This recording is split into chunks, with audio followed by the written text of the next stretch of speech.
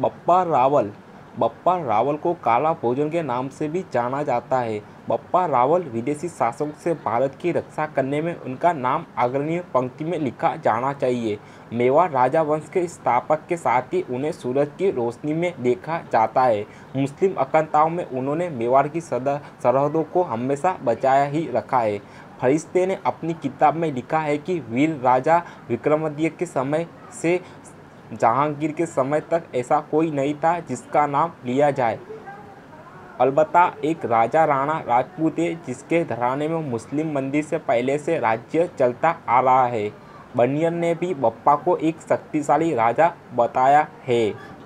बप्पा रावल के बारे में एक भी स्थान पर तथ्य नहीं है और बहुत से इतिहासकारों ने अपनी कहानी में उनका थोड़ा बहुत वर्णन किया है।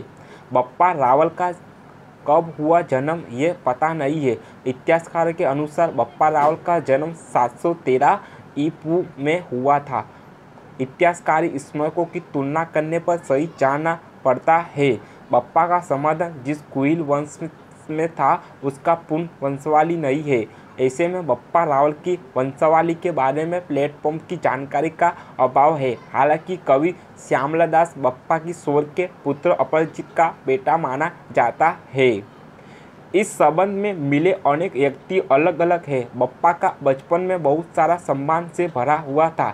ऐतिहासिक तथ्य के आधार पर यह कहा जा सकता है कि उनके पिता की मृत्यु उनके काफ़ी छोटे होने के दौरान हुई थी। ऐसा भी माना जाता है कि उनके पिता की मृत्यु भी लंबे समय के संघर्ष के दौरान हुई थी। इस संकट के समय में भी बप्पा की रक्षा का कार्य उन्होंने अपने हाथों में ले लिया। उनके बचपन के खिलौने से कुछ ही दूरी पर स्थित नागदा का नाम बिलों के साथ बिता रखा गया। किंवदंतियों में कहा गया है कि बप्पा ने मेवाड़ के राज्य में ऋषियों का श्रृंगार किया था। हालांकि इसका कोई ऐतिहासिक महत्व नहीं है। बप्पा ने ही मेवाड़ के कुल देवता का एकलिंग जी की स्थापना की थी। बप्पा रावल से पहले मेवाड़ पर मौर्यों का राज्य था। बप्पा रावल का व्यक्तित्व बहुत बड़ा था। उनके खान पान और पोषक और शारीरिक बल को लेकर ढेरों कहानियां कही जाती है। उन पर विश्वास करना कठिन है तो माना जा सकता है कि उनके शारीरिक बल सामान्य जन की तुलना में कुछ और ही होगा। सर, यह प्रश्न सामने आता है कि बप्पा रावल की कितनी रानियां थी, लेकिन इसका सही उत्तर नहीं दिया जा सकता। अपने शासनकाल के दौरान बप्पा ने कई विवाह संबंधी कहानियां बताई। उनकी पहली शादी नगेंद्र नगर की राजकुमारी से हुई। यह प्रेम विवाह था और इसके लिए उन्हें लंबे समय तक वनों में छिपकर रखा गया था। अपनी मां के दर्शन पर बप्पा चित्तौड़ गए। उस समय वह राजा मानसिंह का शासन था। राजा मानसिंह ने उनकी योग्यता को देखते हुए उन्हें अपना पितामह बना लिया। चित्तौड़ में एक विदेशी हमले के दौरान बप्पा रावल की वीरता से प्रभावित अभिनेता मानसिंह ने उन्हें प्रमुख समावत बनाया और सभी समावत उनके सहयोगी बने। समय के साथ उनकी स्थिति मजबूत हुई और एक समय ऐसा आया जब उन्होंने मानसिंह को अपरास्त करके चित्तौड़ का शासन अपने हाथों में ले लिया। मानसिंह ने 1714 ईस्वी 1728 ईस्वी तक शासन किया। जब बप्पा सत्ता बने तब उनकी उम्र 15 साल की थी। ऐसे में है ये आदमी लेना चाहिए कि 19 साल की उम्र में 728 ईस्वी में बप्पा ने चित्तौड़ की कमान अपने हाथों में ले ली। बप्पा रावल ने लगभग 25 वर्षों तक चित्तौड़ पर शासन किया और इस दौरान उन्होंने कश्मीर, कंदर, इराक, ईरान, तुरान जैसे राज्यों पर राज किया और अपने राजकुमारों के विवाह से किया। बप्पा की 103 संतानों का वर्णन उनके यवान पुत्रों को नौशेरा पठानकोट कहा जाता है। युवा रानियों से उन्हें 98 पुत्र प्राप्त हुआ। बप्पा रावल के समय ऐतिहासिक शास्त्रों में कम ही मिलते हैं, लेकिन एक बात स्पष्ट है कि उनके शासनकाल में मुस्लिम शासन के अलावा राजस्थान के रास्ते भारत में प्रवेश करने के कई प्रयास सफल नहीं हो सके। गजनी के शासक समय को बप्पा ने हराया और उनके वीरता से पूरा चित्तौड़ प्रभावित हुआ। बप्पा रावल की डिग्रियां राजा बनने के बाद उन्होंने हिंदू सूर्य, राजगुरु और चमकवे नाम की 3 डिग्रियां धारण की। बप्पा रावल रावलपिंडी पाकिस्तान के रावलपिंडी शहर का नाम बप्पा रावल के नाम से ही अंकित एक अनोखी घटना है जो यह भी सिखाती है कि उनका साम्राज्य अरब की सीमा तक छू गया था। बप्पा रावल का वास्तविक नाम अलग अलग इतिहासकारों द्वारा अलग अलग बताया गया है। वीर विनोद में उनका नाम अंकित है, लेकिन डॉक्टर गोपीनाथ बप्पा रावल का असली नाम काला भोजन है। बप्पा शब्द दादू या पिता जैसे ही संबंधों है जो सम्मान में लिए जाता है और रावल एक डिग्री है। बप्पा रावल अपने बाहुबली के लिए स्मक है। उनके लिए कहा जाता है कि वे एक किंचनी में 2 भैंसों की बलि दे देते थे। उनकी वाणी व्यक्तित्व थी।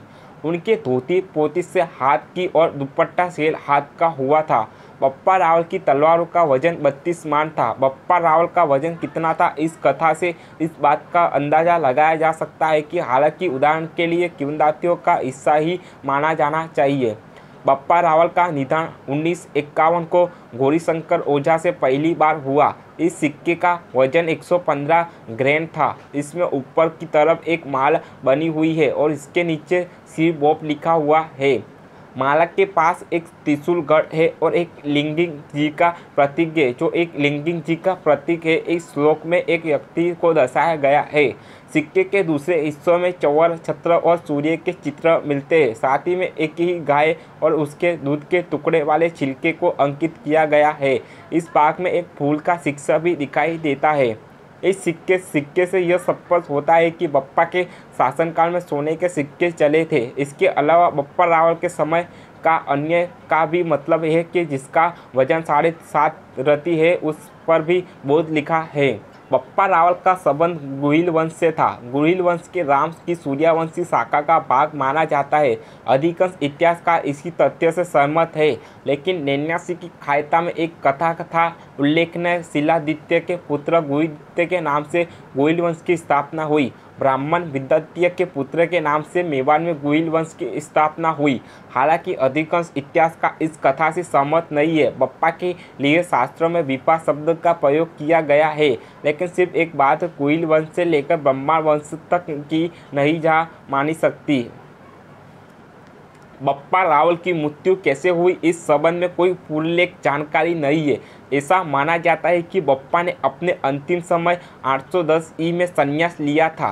बप्पा का देहांत मेवाड़ की नागदम में हुआ। उनकी समाधि एकलिंग जी से 1 मील की दूरी पर स्थित है। इस संबंधी को बप्पा रावल की संबंधी के नाम से ही जाना जाता है। हालांकि कुछ ऐतिहासिक स्रोत उनकी मृत्यु को खुरसाना में मानते हैं।